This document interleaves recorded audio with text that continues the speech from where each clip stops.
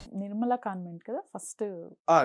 Act చేసిన yeah! Movie అంటే ఒక్క చెప్పుకోవచ్చు. మనసు అని ఒక సినిమాలో కూడా ఒక చిన్న క్యారెక్టర్ చేసేది దానికన్నా ముందు. ఒక మనసు నాగశౌర్య గారిది ఓకే. ఓకే. చిన్నదొకటుంటది. ఓకే. ఆ! ఆ! ఈ 'నిర్మలా కాన్వెంట్‌లో' ఎలా అప్రోచ్ ఎలా? ఎవరు? అప్పుడు ఆడిషన్స్ పెట్టారండి అప్పుడు దానికి. ఆహా! ఓకే. ఆడిషన్స్ వెళ్లారా పెట్టారు. ఆడిషన్‌కి మీరు? వెళ్ళాను. ఓకే. ఆ! దీనికి కూడా రవి నాకు ఆడిషన్ తీసుకున్నాడు యాక్చువల్‌గా బబుల్ గమ్‌కి. అవునా? ఓకే. యాహ్! ఆ! ఆ! బిఫోర్ ఈ 'బబ్లికం' ముందు స్క్రిప్ట్స్ ఏవి రాలేదా మీకు? 2, 3 వచ్చాయండి. అంటే ఏమంటే నాకంత సాటిస్ఫాక్టరీగా లేకుండే. ఓకే.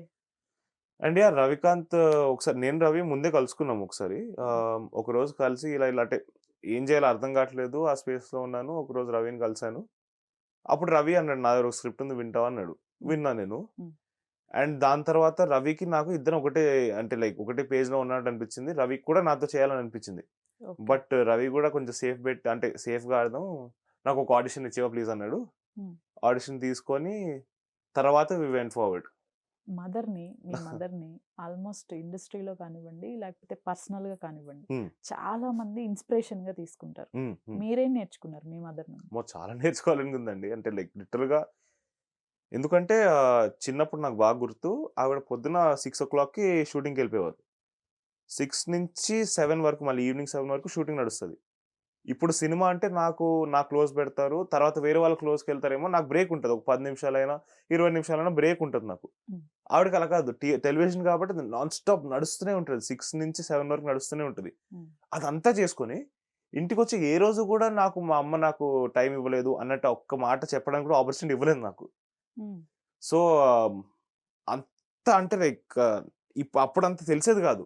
నాకింకా ఒక ఇన్సిడెంట్ గుర్తుంది ఏంటంటే చిన్నప్పుడు ఒకరోజు అంటే నాకొక 9 ఏళ్ళో ఎంతో ఉన్నప్పుడు నాకు పూరి తినాలనిపించింది రాత్రి. హ్మ్. పూరి పిండి లేదు ఇంట్లో. ఓకే. ఆవిడ పొద్దున్న షూటింగ్ అంతా చేసుకొనొచ్చి ఈవినింగ్ ఇంటికొచ్చారు. నా హోంవర్క్ లేదు. నేను చదువుకోనన్నా కూర్చోబెట్టి చదివిపిచ్చారు. అన్నీ అయిపోయిన తర్వాత నాకు పూరి తినాలి అన్నా. పూరి పిండి లేదు. హ్మ్. బయటికెళ్ళి పూరి పిండి తీసుకొనొచ్చి పూరి పిండితో పూరి చేసి హ్మ్. పెట్టి తర్వాత పడుకోబెట్టారు. హ్మ్. అప్పుడు నాకు అర్థం కాలేదు. దాని ఇంటెన్సిటీ గాని అంటే ఎంత అంటే లైక్ ఆహ్, హార్డ్ వర్క్ చేస్తున్నారనేది. ఇప్పుడు ఆలోచించి చూస్తే ఎందుకంటే ఇప్పుడు నేను కొంచెం పని చేయడం స్టార్ట్ చేశాను కాబట్టి హ్మ్. నేను షూటింగ్ అయిపోయిన తర్వాత వచ్చి పడిపోతున్నా. అంటే లిటరల్‌గా నాకు అయిపోతుంది ఎనర్జీ. ఓకే. అక్కడి వరకు మొత్తం ఫుల్ ఎనర్జీని అలా పట్టుకొని ఉంచుతాను. షూటింగ్ అయిపోయిన తర్వాత అయిపోయింది. హ్మ్.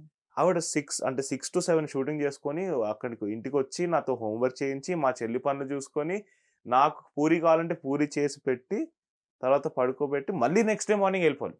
ఓకే. సో, ఇంత నాన్ స్టాప్‌గా మళ్ళీ ఎక్కడ 1% కూడా ఎనర్జీ తగ్గకుండా చేస్తారు. హ్మ్. హ్మ్. సో, డెఫినిట్‌గా చాలా చాలా నేర్చుకోవడానికి ఉన్నాయి ఆవిడతో. ఈ హ్మ్. ఇన్సిడెంట్ ఎందుకు ఎందుకు చెప్పానంటే విల్ పవర్‌ని నేను గూడా కొంచెం నేర్చుకోవడం అంటే క్రియేట్ చేయడానికి ట్రై చేస్తున్నాను.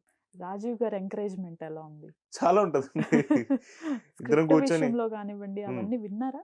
లాస్ట్ స్టేజెస్‌లో చెప్పారు. స్క్రిప్ట్ లాక్ అయిపోయిన తర్వాత చెప్పాము ఇద్దరికీ. ఓకే. బట్ లైక్ అంటే యాక్టింగ్ గురించి గాని, వీటి గురించి గాని మేమిద్దరం ఊరికే కూర్చొని డిస్కస్ చేసుకుంటూ ఉంటాం. హ్మ్. అప్పుడప్పుడు షూటింగ్‌కెళ్ళే ముందు గాని నాకెప్పుడైనా కొంచెం ఈ సీన్ ఎలా చేయాలో అర్థం కావట్లేదంటే నాన్న దగ్గరికెళ్ళి అడుగుతా. నాకు అర్థం కావట్లేదన్నా ఒక్కసారి అంటే కొంచెం హెల్ప్ చేయగలుగుతావా? ఎలా దీన్ని ఎలా ఎక్స్‌ప్రెస్ చేయాలి?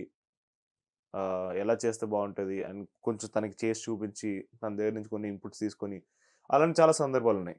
బిఫోర్ 2 స్క్రిప్ట్స్ వస్తే ఆ! అవి అంత ఇంట్రెస్టింగ్‌గా లేదు. సో, చూజ్ చేసుకోలేదు అని చెప్పారు. అవును. ఈ స్క్రిప్ట్‌ని చూజ్ చేసుకోవటానికి అంతగా మీకు కనెక్ట్ అయిన ఎలిమెంట్ ఏంటి? నా నా ఒక్కడికే కాదండి. బేసిక్‌గా ఏంటంటే 'Bubble Gum' is a love story. Hmm. ప్రతి ఒక్కరి లైఫ్‌లో లవ్ అనేది ఉంటది. మీ లైఫ్‌లోను ఉంటది. నా లైఫ్‌లోను ఉంటది. ఇప్పుడు చూసే వాళ్ళ లైఫ్‌లో కూడా 100% ఉంటది. హ్మ్. అండ్ ఈ లవ్ స్టోరీని రవి రాసిన విధానం అందరికి చాలా రిలేట్ అవుతుందని నేను నమ్మాను. అండ్ నాకు కూడా చాలా రిలేట్ అయింది. నా పర్సనల్ లైఫ్ ఇన్సిడెన్సెస్‌తో కొన్ని.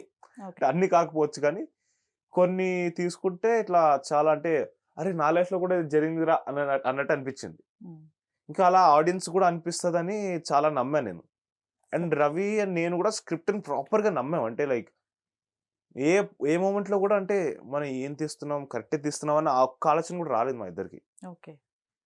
రవి కూడా చాలా బ్రిలియంట్‌గా రాసాడు కాబట్టే ఇది నమ్మాను నేను. అంటే లైక్ చాలా డీటెయిల్డ్ వర్క్ చేసాడు. ప్రతి క్యారెక్టర్ వెనకాల ఎందుకు ఆ క్యారెక్టర్ ఆ పదం ఆ టైంలో ఎందుకు మాట్లాడుతుందనేది చాలా డీటెయిల్డ్‌గా ఆలోచించి రాసాడు. ఊరికే ఏదో రాసి పడేయలేదు. హ్మ్. హ్మ్. ఆలోచన వచ్చింది కదా! అని రాయలేదు. ఆ ఆలోచన ఆ క్యారెక్టర్‌కి ఎందుకొచ్చిందనేది అంత వర్క్ చేసాడు కాబట్టే నాకది కనిపిస్తుంది ఆ వర్క్. అంత డీటెయిల్డ్‌గా చేసాడు తన రైటింగ్‌లో. మీ ఫస్ట్ లవ్ స్టోరీకి తర్వాతొద్దాం. ఇంకో విషయం తెలిసిందేంటంటే, యానిమల్స్‌ని గూడా అంతే ఎక్కువ లవ్ చేస్తారని. ఆ! ఎయిత్‌లో ఇంటికి రాను అని జెప్పి కూర్చొని స్కూల్‌లో అక్కడే కూర్చొని ఏడ్చారంట. ఏంటా స్టోరీ? ఏది ఎయిత్‌లో ఇంటికి రానన్నా. డాగ్ చనిపోతే మీకెవరు చెప్పారో తెలీదు గానీ నాకు వేరే స్టోరీ జరిగింది. నైన్త్‌లో హ్మ్.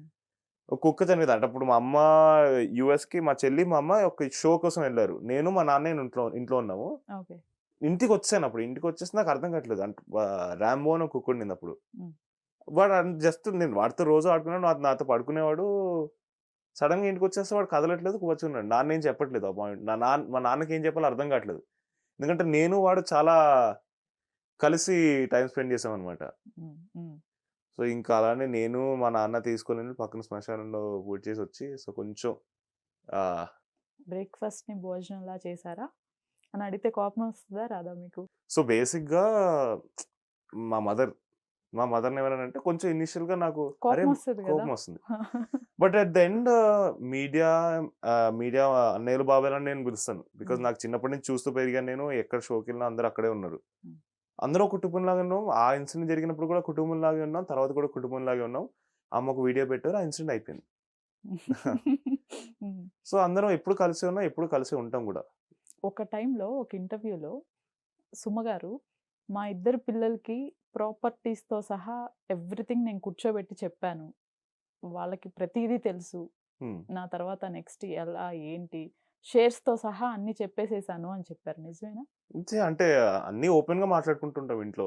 హ్మ్. నా లైఫ్ గురించి కానీ, మా చెల్లి లైఫ్ గురించి కానీ, ఏ టు జెడ్. ఇప్పుడు స్కూల్‌లో ఎనీథింగ్ మా లైఫ్‌లో ఏం జరుగుతున్నా కూడా ఏది మా అమ్మ దగ్గర ఓపెన్ బుక్‌గానే మాట్లాడుకుంటా నేను. ఏది దాచిపెట్టే సందర్భం రాలేదు. ఒకానొకప్పుడు అంటే టీనేజ్ ఏజ్‌లో ఉన్నప్పుడు అంటే స్కూల్‌లో ఉన్నప్పుడు ఇంకా అప్పటికి కొన్ని ఎక్స్‌ప్రెస్ చేయలేదు. తర్వాత తర్వాత అంటే అరే! నేను మా అమ్మ దగ్గర ఎందుకు అబద్ధం ఆడాలి?